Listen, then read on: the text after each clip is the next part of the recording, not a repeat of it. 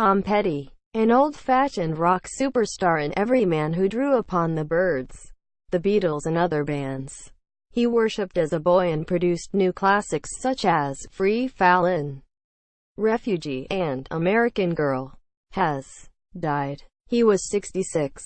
Petty passed away Monday night at UCLA Medical Center in Los Angeles a day after he suffered cardiac arrest at his home in Malibu, California. Spokeswoman Carla Sachs said, Petty and his longtime band, the Heartbreakers, had recently completed a 40th anniversary tour, one he hinted would be their last.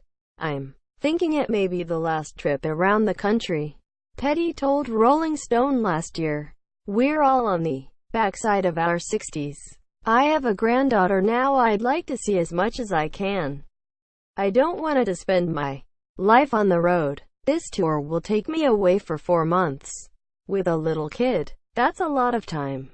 Quote, usually backed by the Heartbreakers, Petty broke through in the 1970s and went on to sell more than 80 million records. The Gainesville, Florida native with the shaggy blonde hair and gaunt features was loved for his melodic hard rock, nasally vocals and down-to-earth style.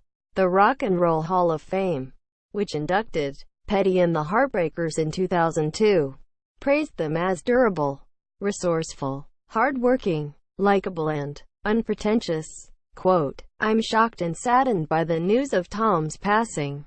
He's such a huge part of our musical history. There'll never be another like him, Eric Clapton wrote in a statement. Petty's albums included Damn, The Torpedoes, Hard Promises, and Full Moon Fever, although his first No. 1 did not come until 2014 and Hypnotic Eye. As a songwriter, he focused often on daily struggles and the will to overcome them. Most memorably of Refugee, Even the Losers, and I Won't Back Down. Quote, it's sort of the classic theme of a lot of the work I've done, he told the Associated Press in 1989. I think faith is very important just to get through life. I think it's really important that you believe in yourself. First of all, it's a very hard thing to come by, but when you get it, it's invaluable. Petty didn't just sing about not backing down. He lived it. In 1979, he was enraged when his record label was sold and his contract transferred, stating that he would not be bought and sold like a piece of meat. He self-financed what became Damn the Torpedoes, and declared bankruptcy rather than allowing his label, MCA, to release it. He eventually reached a new deal with MCA for better terms. In the early 1980s, he was again at war with MCA, this time over the label's plans to charge extra money, $1 higher than the standard $8.98 for his album Hard Promises. He again prevailed. Both musician and fan, Petty was both a musician and obsessive fan, one who met his childhood heroes and lived out the fantasies of countless young rock lovers. He befriended Byrds leader Roger McGuinn and became close to George Harrison, who performed on I Won't Back Down, and joined Petty, Bob Dylan, Roy Orbison, and Jeff Lynne in the impromptu supergroup the Traveling Wilburys. Petty inducted Harrison into the Rock Hall in 2004. 2 years earlier, Dylan's son Jakob inducted Petty. In the 1980s, Petty and the Heartbreakers supported Bob Dylan on a nationwide tour.